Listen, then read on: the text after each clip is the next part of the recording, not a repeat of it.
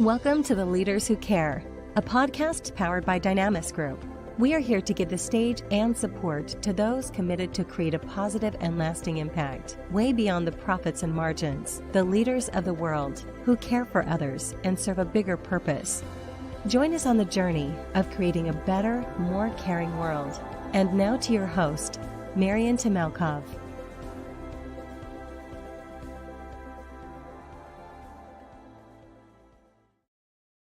Dear audience, welcome back for another great episode of The Leaders Who Care. Today we have the privilege to welcome a very special guest, a great entrepreneur and a founder of one of the most disruptive fintech organizations coming from actually where I was originally born in Eastern Europe, and would love to really hear the story and welcome Sergiu Negut. Sergiu, thank you so much for joining us today. I know there's so many things going on, and last time we couldn't make it, but now we are back and really privileged to welcome you. Thank you for the invitation. I'm actually eager to have a chat. I don't know what it is about, but I suppose it's something that would be interesting and fun, I hope. Well, absolutely. We would love to talk to you about your story, your business, and what role care played in that. So there's a lot of things in between. But first of all, Sergio, tell us a little bit about how did you do? How did you arrive where you are, and what was your passion and driver to establish the organization today? And just a brief introduction of your major journey would be great. It's I don't know where to start, because you see my white beard, so there's a long story that I can tell if I start speaking about myself. Coming back to the theme of this podcast, I think the most important thing is, how you balance between self and your story and the story of others, and how you find the connection between the two. Because sometimes you are a key player in someone else's story, and sometimes you are building your own story, and the two stories or more lines of stories kind of embed into something that makes sense, ideally for the universe, in a way that what you do becomes significant. And I think this is the very philosophical, and hey guys, if anybody's watching, it's not going to be that philosophical the way I hope. So this is where the things kind of tie in together and give a sense to everything. On my side, I think I was I started as a computer engineer. Is this time for a personal story, or? Sure, Absolutely. Good. So I started as a computer engineer and failed as a computer engineer because at some point I realized as I did find the file with the salaries in the company, and I decided to switch to the business side. So that's what I did. So I ended up doing a bit of trading of commodities, a job that I found actually at the time to be less rewarding intellectually than that of a programmer, which I thought was like, the smartest and the coolest thing to do. So I kind of regretted it for a while, because I thought, hey, I'm a pretty good programmer. I'll never be as good as business, if for no other reason, because business is not as precise as programming. It's not like, you launch the program, it works or it doesn't, is efficient or is not efficient. Well, in times, I learned that although it's very different and is not as predictable or as controllable as programming, hey, there is a bit of determinism that you can play in business as well. You don't have full control, never, but you have to do. The other thing is, and this is very interesting, and this is where care plays a role, is that I wanted to have a job when I chose to do computers as a job, because I thought, hey, the worst thing that can happen to a smart person in the universe is to become a manager, to be responsible for other people's work. So why don't I take a job whereas that is good enough and intellectually challenging enough, but you can do it by yourself without any people. Life cheated me on that, so I ended up running organizations and having teams of people that I end up being responsible for. And I thought that throughout that process, care is key. because you can't really be responsible for other people's stuff without basically caring for them. Now, that being said, I had a first experience that when I was, raising as in the business. So I became a boss of a 25 people unit that was doing some millions of trade and stuff like that very early in my career. So I was like 27, and some of my direct subordinates were older than I am today. So they were like well experienced in the field, while I just was this probably smart ass dude that would try to, show other people stuff. So I figured very early that you can't really do that without taking advantage of the knowledge and of the experience of the people that have more knowledge and more experience than you do. So you got to be a bit supportive of what is happening, and do not exert, authority in an aggressive way, but exert authority in a supportive way. So I think that was a pretty good learning from that moment. And at some point, I figured that, hey, this is something that is going to evolve, but in my life, I'd like to do something else. Frankly, the market that I was in kind of collapsed, so I failed to carry it on in a way that would be sustainable. Everything became very much dominated by different players, so we had basically to withdraw from the market. So I thought, hey, I need to do something else. Now, in order to do something else, I learned that there were these things in the universe that are called MBAs. And some of them are offered by schools with very glamorous names that I only heard of in books and movies. So how about me taking one of those? Would they accept me? Yeah, they might, but it's also very expensive. How do I pay for it? So I started my first firm doing consulting and trying to figure out for some of my clients how to optimize their purchases of raw materials. Basically, that was what I was doing at the time, in a way that would give them a financial advantage. And I learned very fast also that it's very important to be one of the best in the market at something, because then you can actually take advantage of that position of being the best at something. Yeah? Now, not all the things are about being the best. In reality, if you want to do a bit of strategy, trying to be the best doesn't help you.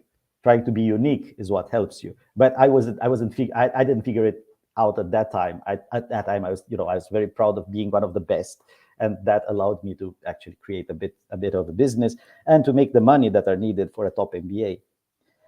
I went eventually, I applied to multiple schools, got accepted in a few of them. I went eventually to INSEAD. INSEAD as an MBA changed my life. Changed my life in a positive way, of course. It brainwashed me. So what you see here is the result of, no, I'm kidding. But I got it so thoroughly that it actually turned me from an introvert into an extrovert. And I got the passion and the belief that, hey, we can change the world, and we can change the world through business. And that change of the world through business can actually be a good thing, not the thing that is just meant to produce some profit somewhere for some dudes that don't care, but it's something that can be meaningful. Yeah. So I sought a job at the end of my MBA, because my small consulting firm got lost in the process doing an MBA. So in a way, I failed to keep it alive. So I had to look for a job, and I got a job eventually with Amgen, a big pharma firm that was expanding geographically in Central Eastern Europe and further beyond in Eastern Europe and the Middle East and so on. And I was project managing that expansion. Very senior, but for a project management job, very senior position, interacting with lots of people that were a lot more experienced than myself. Seeing lots of strategy, how you have one corporate strategy, but you apply differently in different territories based on the local circumstances. So that was very, very good for me, and I loved it. They promoted me. I had a dream of going back to Romania, and this was in Austria and in Switzerland. So I had a dream of going back to Romania and settling something in the region that would, help people grow. And I managed to convince my boss to set up a marketing office in Bucharest to cover the Balkans. And when I was about to go to Bucharest and set it up, my boss got removed from that position. So I ended up, doing the same thing that I did. I had been doing for the last 2 years. So I decided to quit. So and because it was already in my mind to come to Bucharest, I came and I interviewed with a number of entrepreneurs because I thought, hey, now I'm senior enough that I can be a top executive in an entrepreneurial company.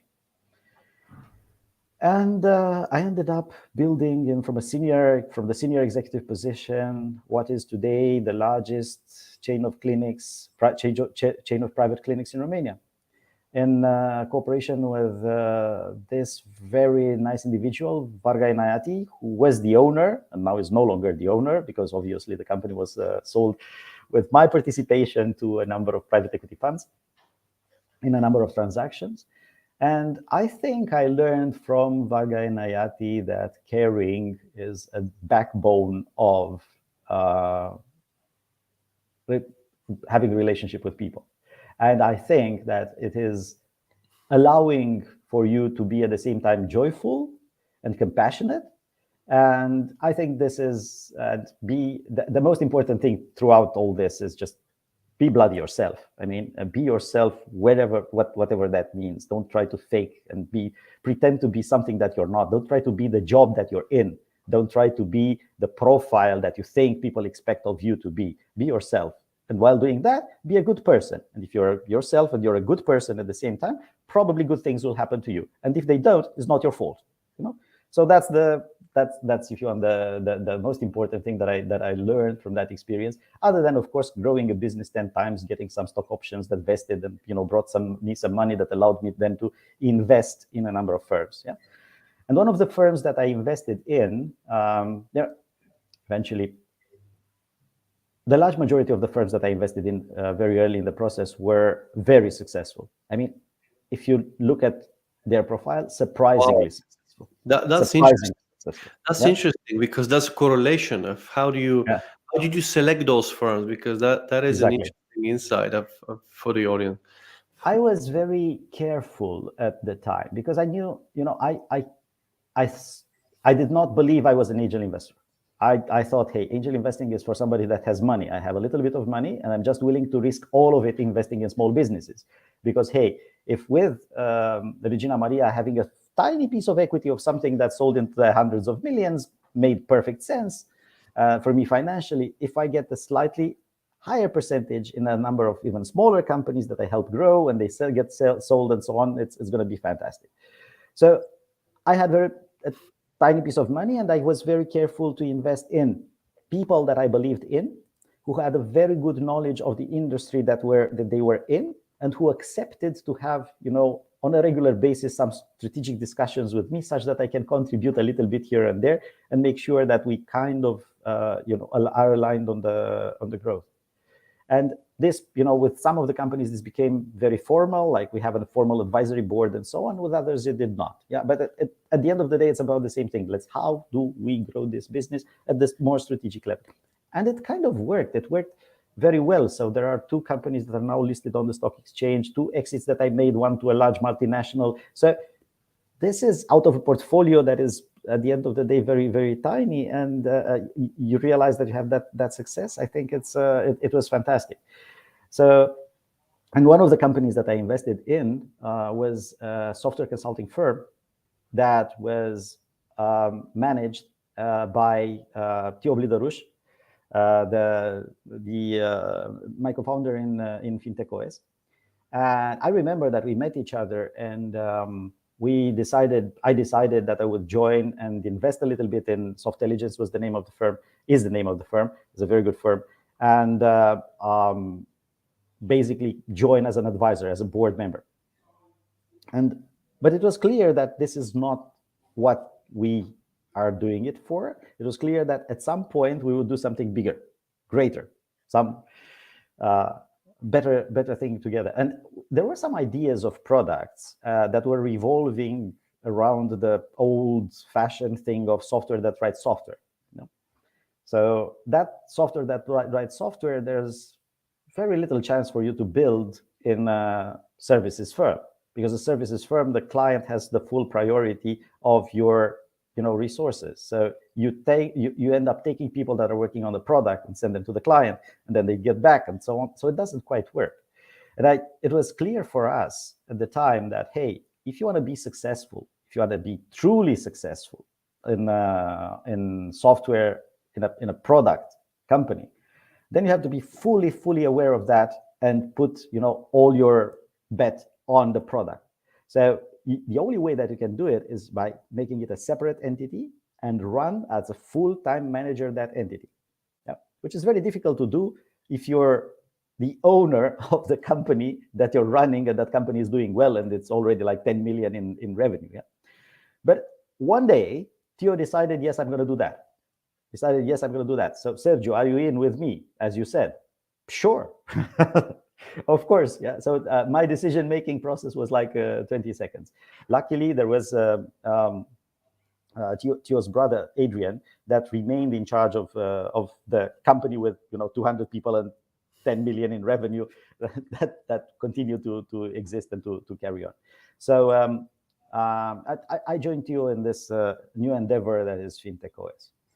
And the vision of FintechOS, as I said, was, hey, let's try to rethink, based on our experience of building digital transformation projects for banks and insurance, let's try to rethink what these guys, the banks and the insurances, would absolutely need if they were to do what they normally do with engineers programming and integrating some very narrow software. If they had the power to build something that was a lot more efficient and using a lot of building blocks and covering for things that everybody needed, speed to market, covering for product flexibility and product differentiation, covering for customer 360 and customer-centric approach with hyper-personalization at the end.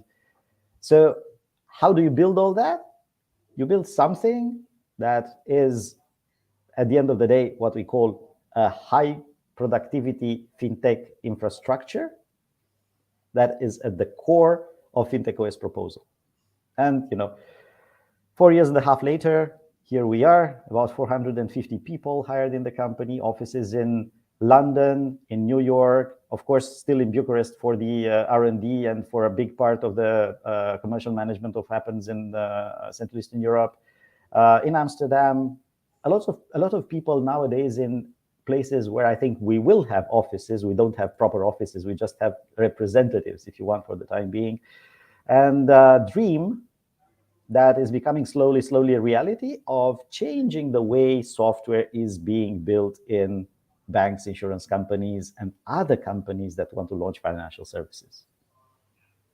Well, Sergio, you mentioned earlier on a lot of great, I love your story.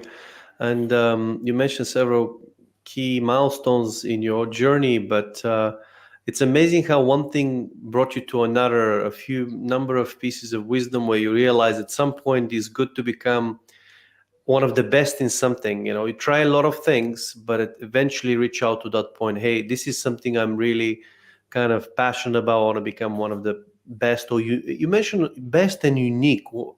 So what was the difference for you, and how did you realize the difference between leading the way and being unique at that time when you were experimenting with your investment? I think at the end of the day, you're building your career as a professional initially, and for that it takes some time for you to understand that how good you are as a professional, there would eventually be a number of other people that would be as good as you are. Why not? Because they are working equally hard, they're equally smart, they've gone to the best schools as well. So, hey, I think that's, if we were just to make a comparison by the test that we would be given, we would score the same, irrespective how good you are, once again. Okay, so it's, and probably, there would be, statistically, there would be a lot more people that are a lot more smart, a lot better than you in India and China, simply because they are much larger countries. So at the end of the day, it's about how you use that capability that you have built in time. So you have built in time a certain capability, and what do you make of it? What do you make of it? You make of it because it's not only about you being the best, or which is unrealistic, but you being one of the very good. And being one of the very good and working very well with some other people that are very good at what they are doing, and creating that bonding, creating that relationship, exploiting that relationship for the benefit of the others, not only yourself.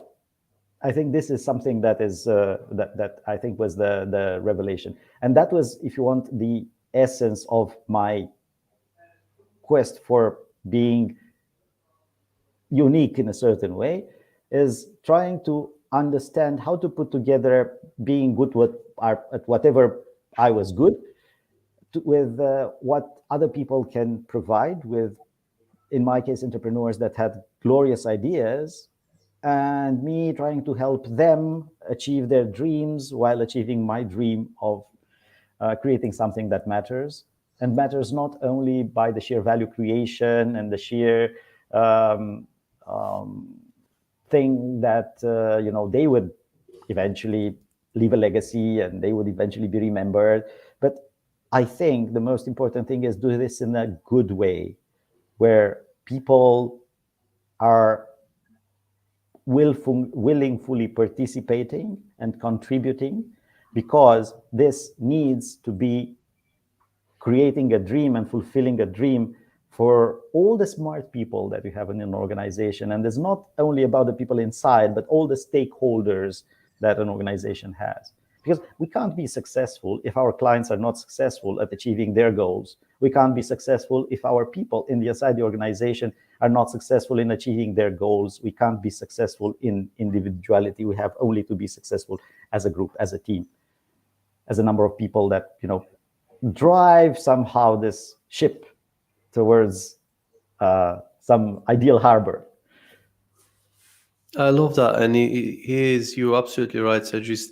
For me personally, what I've seen, so many entrepreneurs, so many businesses, sometimes people get lost with their personal self and self-centeredness, and they forget that we're here to make a difference, serve. And by the sounds of it, also from what you've gone through, you found a greatest success when you pursued passion, something that you were really passionate about, coming back and making a difference. You wanted to do something in your home country for the good of people, for serving and making a difference. And of course, you learn a lot of things along the way. You were passionate about programming. You were not necessarily thinking of managing people, and now you are at the forefront and founder, and also leading one of the hottest. I don't know even I can call your startups, but high growth organizations. Yeah, I don't know what it is. And when I'm saying it's a startup, I still already kind of feel shy, because if you have like nearly 500 people and you have offices in all these places, well, startup is usually about a handful of people in a garage, or in a small apartment somewhere. And we've been there, but it's not who we are anymore. So yeah, we are probably one of these high growth scale ups that would hopefully change the world somehow. And it is very listening to you, the technology and how you impact banking and insurance. But listening to your story, it sounds quite a mission.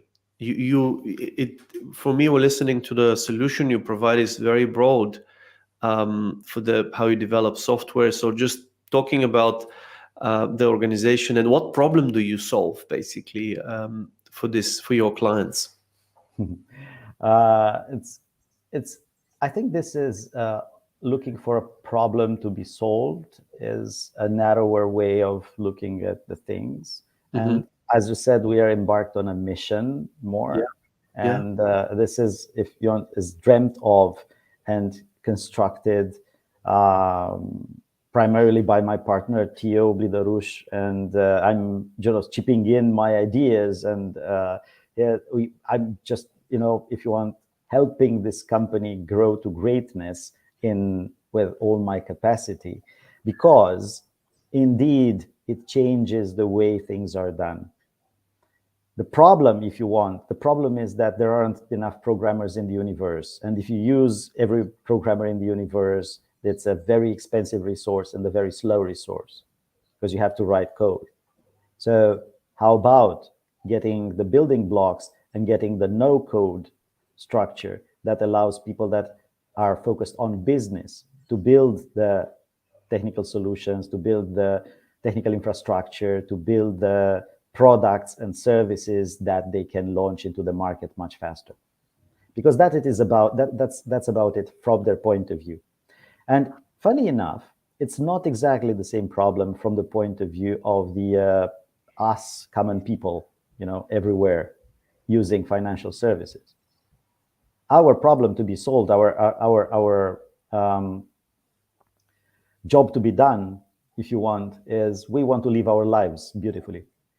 And in order to live a life that is nice, maybe you want to buy a house, maybe you want to go on a holiday, maybe you want to have some safety for the elder age, and you do not necessarily want to purchase financial products. You want to live a life and enjoy those life events and enjoy those life moments. So we have to match, as a society, we have to match that desire to build a better life for ourselves, of the clients, of the consumers, with the products and services offering of financial institutions or other companies that want to launch financial products. Yeah. And this is no easy match. But if you have a technology that is strong enough to start focusing much deeper on the needs of the clients and have the ability to launch products and services that are strongly differentiated and targeted and allow for personalization and hyper-personalization and allow for this continuum of financial experience that may include a loan, may include a mortgage, may include an insurance on property and insurance on life, health insurance. It can be, it kind of allows the industry to finally build those experiences, temporarily called products, those experiences that people actually need. Yeah? So we are building a better life for people because we are building better businesses for our clients, helping them launch strongly differentiated products in a competitive market much faster. And I love what you just said, and you're right. The banking, and since I graduated in international banking and finance and almost went to the city of London to investment banking, but I was always fascinated by how important it is to have access to a great financial partner that can help you fulfill your vision in life. And whether that is, as you said, buy a house or help you with your vision or holiday or family or build a business organization that can function properly. And the interesting thing is that you have certain criteria you have to meet and certain way to manage that. But now what you're sharing, that these things can change. Really, we could create much better experiences because the reputation often is not the best. We all get very emotional when we get a no or when we are not happy with the way that we're treated. So the question is here, what is the future of finance and insurance, if you like, and how does that impact us as consumers? It could impact us, rather.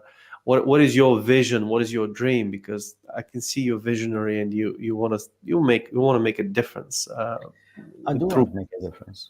I do want to make a difference, and I think everyone does. I think we all feel that our lives are becoming very important, and we all have these nice digital interfaces that allow us to communicate with the rest of the digital interfaces in the universe. And I don't know if this is about getting immersed in a metaverse at some point, or it is just the sort of environment that we already interact a lot digitally with. But hey, consumption of services of any kind are driven by our needs and our joys. It's what we like and what we need. And what we like and what we need has to be there at your fingertips when when you want it, basically. And that is, I think, the contextualization and the personalization of services that need to take place on a much broader scale. So this contextualization and personalization means that whatever life experience I want to have, finance is embedded in that. Remember, there was an article a couple of years back that got some traction. Every company will be a fintech company, yeah. And this thing, and then of course a flashback that no, not every company can be a fintech company. Yeah, that's a very philosophical analysis. But every experience has some costs attached to it. And all that has to be lived, not paid for and consumed. So philosophically, this is where we need to go. We need to go in a place where finance is a flow that is embedded in everything that we do, and therefore it is provided in a very composable way by a number of actors that are looking to deliver those experiences. Now, what does this mean for today, at the level of today? It means having a much higher productivity in producing very differentiated and very different products that end up creating a financial continuum that users, whether we talk about businesses or individuals, that users can absorb and consume seamlessly. Yeah, this is what I think we have to do. And funny enough, this is where I believe that we got somehow the tool that allows the industry to make a huge step forward. Because let's be fair. If I'm putting again a technology hat, a hat that is a bit more technical about what we do, with things. In order to get to that personal experience, the infrastructure that delivers that, isn't it that it should be open and be able to connect with everything? Isn't it that because it's open and can accommodate various technologies and so on, it should be also connected? And connected into, anything that is a new fintech that emerged 2 weeks ago somewhere in another place of the universe, or connected into the broad databases that exist and we need to interact with and so on. And isn't it that it's, aside from open and connected, it needs to be embedded into a flow that talks about my life and not about the financial product? So if you have open, connected, and embedded, isn't this something that will eventually grow, because there are more people in the market building like that, into something that is a lot more useful and pleasurable in our consumption and interaction with technology?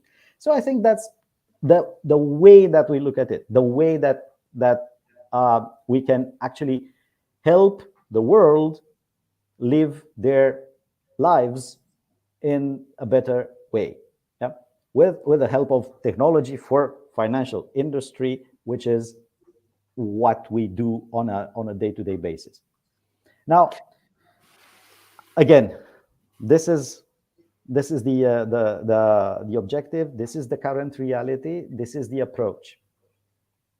All this is with people, for the people, but it's different from writing code. And it's not like we are the first company in the universe that has ever thought of these problems.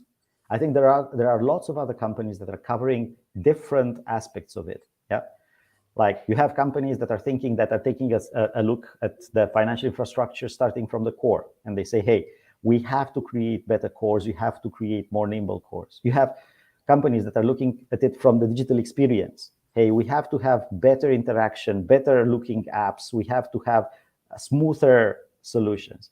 You have people that are looking at this from automation point of view. We have to create more repetitive processes that do not consume that much of people time. But how do you bind all these together into experiences? I think this is the question that we try to answer. I love that, and the experiences is so important. There's one book that may be useful for, even though this is not related to a technology, but I can see that it translates to our experiences, and it's called the power of moments. And it just explains how important is certain moment in our lives. And if we can tie this up through the experiences we have using the services or applications, can be really very powerful. And to that point, you mentioned something very important about really what you're doing is for people through people. So you're using really the workforce, you're using really people's know-how and passions to create something of great value that can serve others and humanity. And you've grown significantly from a very small like startup, as you mentioned, to now almost 500 people today and growing rapidly. We have a great question here, and it really talks about some of the scale. And this is from Stoyan that we both know, and says, great discussion, Sergio. Has your leadership style changed from managing a 10-person organization to leading a 450 people today? And what's the difference in terms of your focus and priorities today? Look, I think I think the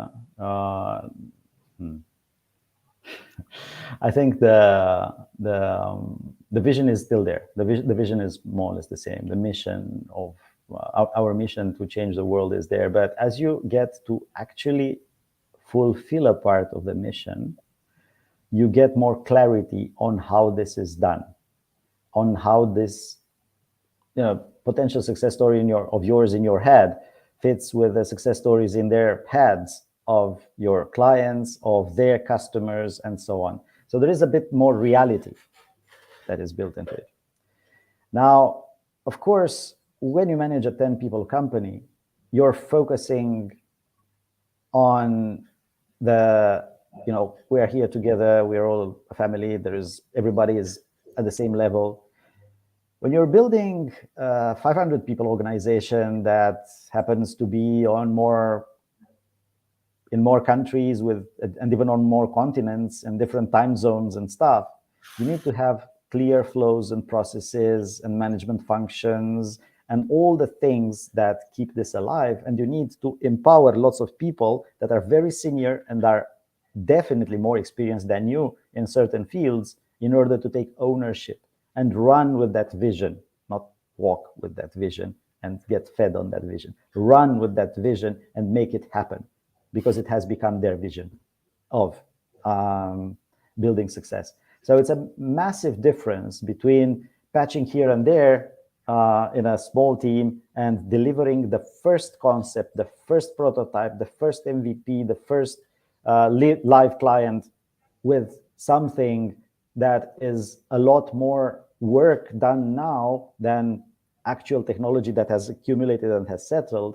And the situation of today where perhaps each of these streams, the technology has a stream, the delivery has a stream, marketing has a stream, sales and revenue generation have their own streams of building the company to the next level.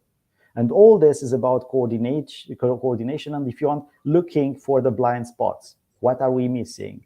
What else is happening in the market? How can we do this growth that we do, perhaps one account by one account, in larger steps? What are the partnerships, the unlikely partnerships? What are the lucky strikes that we have to anticipate and to take advantage of? If you want, luck needs to be planned for. I think this is clear for everybody. Yeah? So hopefully. So I think this is the important difference. There are some things that remain the same. You have to be normal and authentic. I think, because if you lose the track of it and you get self-absorbed into whatever you're dreaming of and lose contact with reality, you're dead. Yeah. So you have to be normal. I think this is very important. Remain a normal person, and you have to be focused on the next milestones ahead of you, which, at that moment, may have been the first client, may have been the first client going live, may have been the next release of the product, may have been, but some of them are very different now, but in a way very similar. Let's have the first client go live in a particular market in the States, I don't know, and make that a success. Let's have the first real live launch of a massively scaling product with hundreds, thousands of concurrent accesses, and make sure that is, meets all the things that they need to meet from the point of scalability and the security and the concurrent access point of view. And it can be, again, the next release of the product, which of course is a lot more complex and has a lot more people that are working on it. And that next release of the product is a major event and is not just, us, I don't know, 10 dudes having a beer together and they say, hey, we have succeeded. Yeah. But it's a different scale, but it's at the end of it, the same: do more of this, do something new that we haven't done before there, celebrate that we have managed to do some things together, deliver the next milestones, think of the next ones. And repeat. And repeat. Yeah. And have the resilience. Repeat faster. That's I love that. Speed and accuracy. You mentioned something very important, because speed is essential. I wonder how you retain the speed of when you become much bigger, because I've had a privilege to work with a number of organizations, and when you're smaller, things are much faster, can happen. Not always guarantee, but typically it has the prerequisite. When you grow bigger, I think you can still have speed, but it very much depends on how well you communicate, and your middle management, how well they embrace the actual vision, organizations, and their capabilities to lead a team. No, I agree. It's all about every company is about how strong the middle management is, because you have this category of people, and they have to be to live the dream, and they have to be able to focus the work of everyone, and they have to be inspiring for their teams. And frankly, it was very difficult to do that at a time when live face-to-face interaction was not possible. Nowadays, it's so fantastic that our teams can finally meet together and have their own events and stuff. So I fully agree with you that it's something that is about sharing, and it's also something that I'd be frank, it doesn't always happen by itself. You have to be when the company becomes bigger and there are things that you care about, you have to be what my partner Theo says, you have to be intentional about them. So we have to be intentional about the culture. We have to be intentional about the speed. We have to be intentional about us making that change that we want to see happen. And being intentional doesn't mean just good deeds and in a large organization. It means alignment, means communication, means transparency, means processes that ensure all these. And hey, if you're growing at high speed, and if the company is moving in a novel area where the things are not like being settled for the last 20 years, it's always more difficult, and it's never truly as you would have wanted it to be. Yeah. And we have another question here from one of the listeners, Delia Elias. It's a great discussion. Any advice for the small companies on what matters most when you go on the scale-up journey? Okay. I'd say the thing that matters, obviously there's a meta thing. Let's keep the momentum. It's keep the momentum, and keep the momentum is something that means, hey, you have to keep the pace on all the streams and not abandon them and grow them. And it's not just growing in numbers. It's not a +1 +1 +1. Is a times 10 sometimes, and the times 10 means restructuring, rethinking, rebuilding, restaffing sometimes, which can be painful, looking for the knowledge that you never had, raising the business at that level. And also keeping the pace and keeping the momentum is about having enough money in the bank to keep the momentum. It's about making the fundraise ahead of the time and looking for the next fundraise as well, in order to have the resources to build that momentum.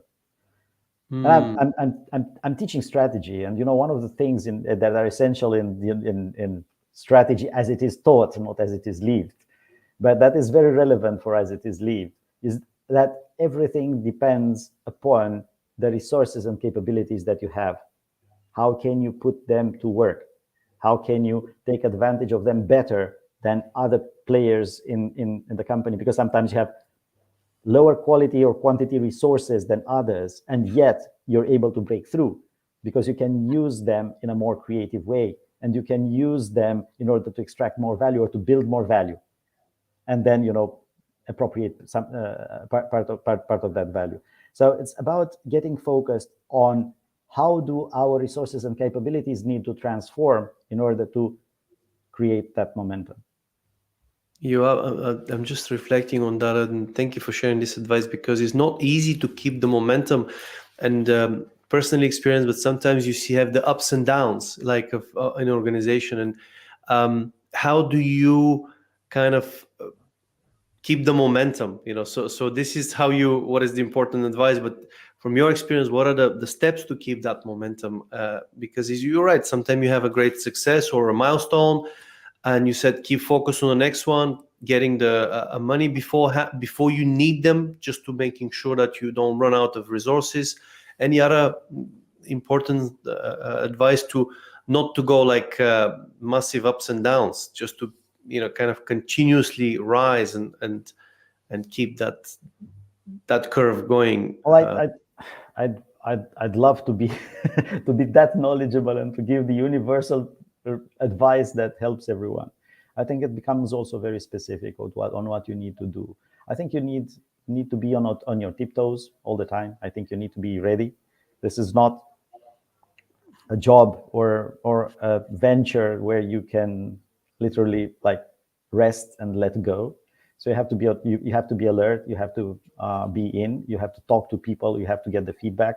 You have to understand what's in the mind of clients, what's in the mind of the people inside the organization, and you have to keep the things moving. Now, keeping the things moving means that if they work, do more of that. If they don't, change. So at any given moment, you have things that you need to change in the organization. Okay, and if you want to do the high-paced growth, that means lots of change, and change is tiring for people. Change is not something, there's this funny saying that, hey, the only person that is looking for change in the universe is a wet baby. Everybody else is resisting change to some extent. Yeah. So we have our own resistance to change, because we've seen, hey, this worked. Yeah, but things that worked at a certain stage don't necessarily work the same way as you build the company further. So this continuous change is something that needs to be ignited, needs to be supported, needs to be carried by the founders, needs to be preached by the executive management, needs to be lived by everybody in the organization. And this is what builds the momentum. And of course, it's not always rosy. On the contrary, I guarantee you, you will have bad times, and you will have days that are absolutely terrible because you get so many bad news from all the sides. But hey, I think that at the end of the day, this is what we signed up for. So it's put ourselves together, build the stuff that we need to build, raise it to the next level, get the people that we need to get at each particular time, work with the people that we rely upon and have been there since forever or since earlier, and make sure that this journey of growth is something that is a journey of growth for as many of the stakeholders as possible. You have to get other people participate in your growth. You have to get the clients convinced that they are growing with you. You have to get the middle management that you said to be convinced that they are growing with you. And that's not always very straightforward and easy, because hey, business is by the nature of it highly unpredictable, and many things don't work the way you planned, and then you have to change again. Thank you so much. Really, this is extremely valuable and a lot of really very useful advices here. You mentioned that a lot of things needs to be in place for you to sustain alongside of be ready. And I love what you just said. We'll come back to that point. But we have another great question here when it comes down to, you mentioned a few times, find the areas that you don't have expertise in, bring them in, attract. We have another question here from Stoyan that is asking, what are some of your tips and lessons of attracting top talent and hopefully engaging them to stay? Because it's always a challenge. And what worked for you in the FintechOS so far? And give us some practical ideas. Well, let me give you a better answer, which is what did not work. Oh, yeah. I think it's important. It doesn't work to get people where the journey is only about themselves. It doesn't work. If the journey is about their journey and themselves only, you're wrong. It's not going to last. They would use people. They would be, just taking people on board that would be in a yes man kind of position. So working with people that are very good, remember the very good, yeah, not the best. People that are very good, that are at the same time very ambitious. So, hey, I'm good, but my ambition here is to build something bigger, better, greater than what I've built before. And people that are at the same kind, they would not step over dead bodies and disconsider the other in the process of doing it. I think this is where the challenge is. How do you find these people? Hard. Because you don't always get the best judgment on these questions in the span of an interview. So sometimes you end up poisoning a part of your organization with some things that you don't want to see happening, and then you have to terminate it. And that's very painful for everybody involved throughout the process. And sometimes it's about not poisoning, but just not delivering what you need to deliver. And then it's again very painful because you have to change, and that's painful for everybody in the process. But you have to live with that, to grow through it and make it happen.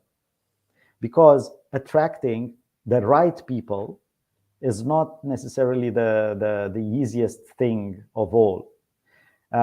Attracting the right people is also a matter of projecting the right trust and the right image in order to get the right people to apply, or to be able to get positive responses from the people that you try to headhunt.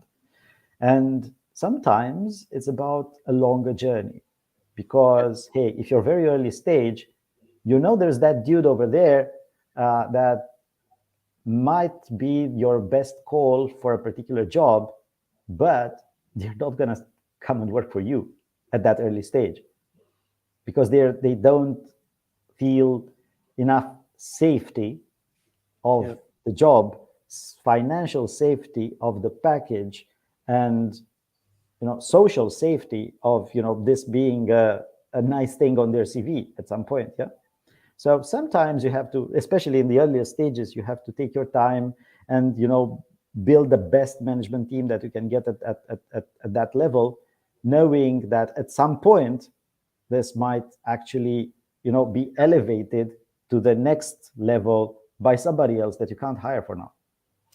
You're touching on a topic that we're deeply passionate about with Dynamics, since we help leaders fulfill their vision by attracting exceptionally gifted talent. And there's a certain, of course, trades and behaviors that are important. And in our years of experience of more than 15 years in more than 50 countries of completing projects, what we've noticed that leaders who care, as you said, that are not selfish just for their own sake and ego, that doesn't mean they're not ambitious, but that really have that team mentality, that really want to make a difference. Of course, they're rare and we want to see more of them, but these are the ones that really can break through, they can make a difference. These are the ones that actually provide the conditions for people to thrive, not survive. Because if you really have that, and it's multiple, of course, one of the three things we look at, and one of them is the passions, what a person's passions are. and we define that by that they're willing to go and do that work even without getting paid sometimes. So see what they actually really lights them up, and they see how continuous is that.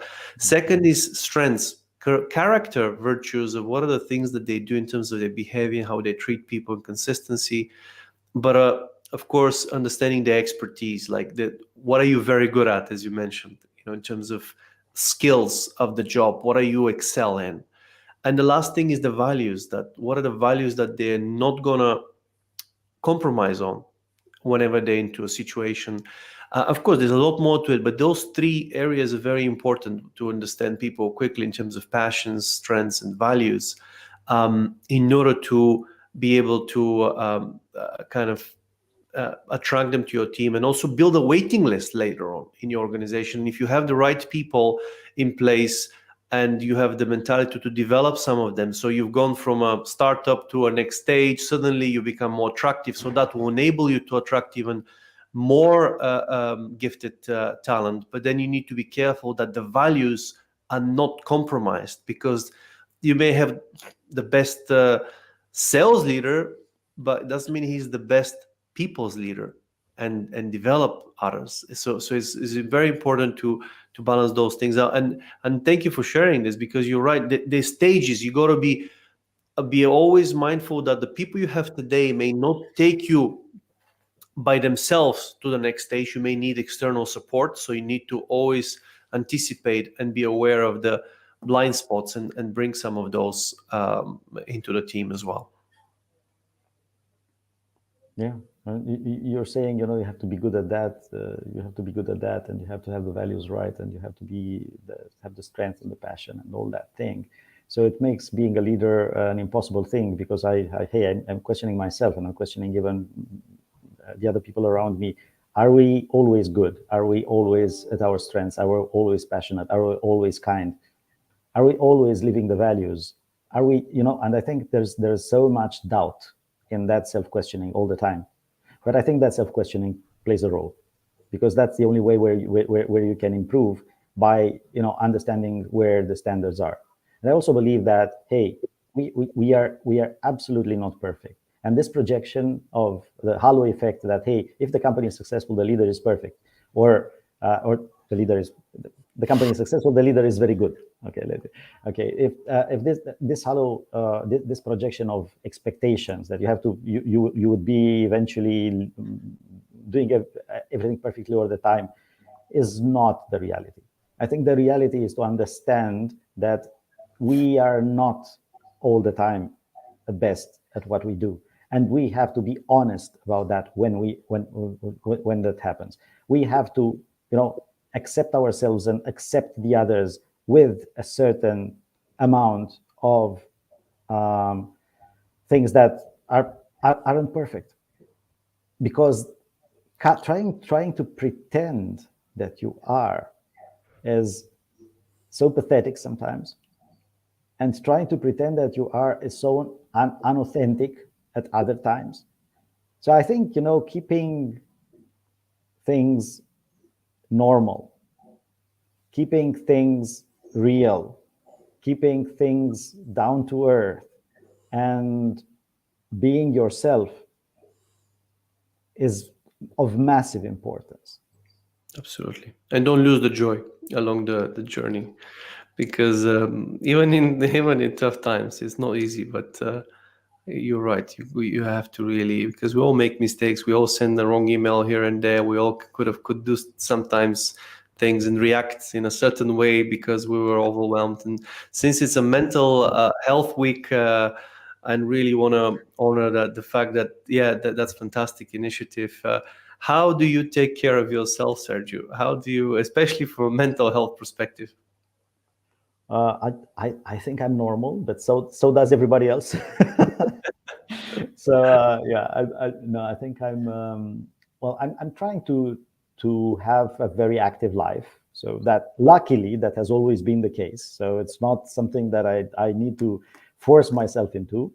So whenever I'm not active with the firm, I'm active with, I don't know, my family, or a passion of mine, or a bunch of friends that we go out and party, or anything else. But I try to keep an active life and a very fast pace of doing things, because I think it's about the energy that you have and you use, and it's also about how you use that energy in a positive way. So bring some positive energy and some joy into the life of others, for God's sake, because otherwise work can be so boring and daunting, and you have tasks that you have procrastinated to do for quite some time. You have tasks that you are still not taking on because you don't know how to do them, and so on. But hey, if you're doing it with joy, and if you're bringing in some other people to do together some stuff, I think we're on to something. And let people generally grow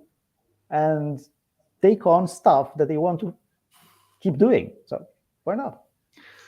Love it. Well, Sergiu, thank you so much. Any final words, really? What is your optimistic view of the future for a more caring world?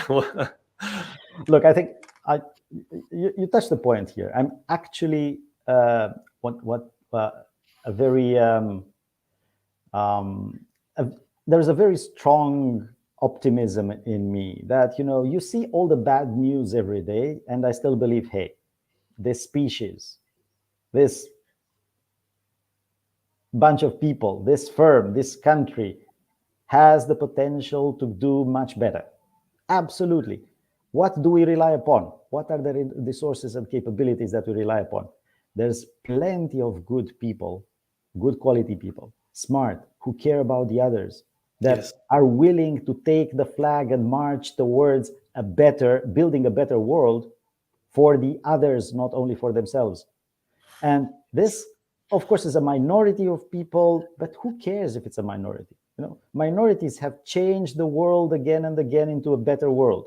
We have technology, we live longer lives. There is less in percentage poverty in the world. And this is built by people working for other people. Hey, if we do our part and step by step, we influence others to be part of this movement and create something that is bigger, something that is more valuable, that we add value to the universe, and we inspire others to create value for the universe in different ways. It can be a company, it can be an NGO, it can be a mission that you take in your job, it can be a job that you're taking to the next level, it can be your career progression that inspires others to have similar career progressions. Hey, this is the way, step by step, person by person.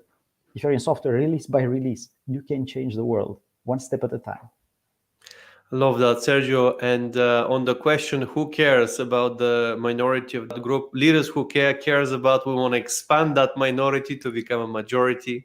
And really love everything you do, guys. And thank you for sharing this very useful advices with the audience, but also about your optimist view. And I completely with you 100%. We can make a difference together, and really honor the work you do. And thank you so much, Sergio. I'm a pragmatic idealist. So from that point of view, we can make things happen while making sure that our ideals will not get compromised. So thank you very much for this discussion. It was There's wonderful. a bit of soul digging and soul searching in the process.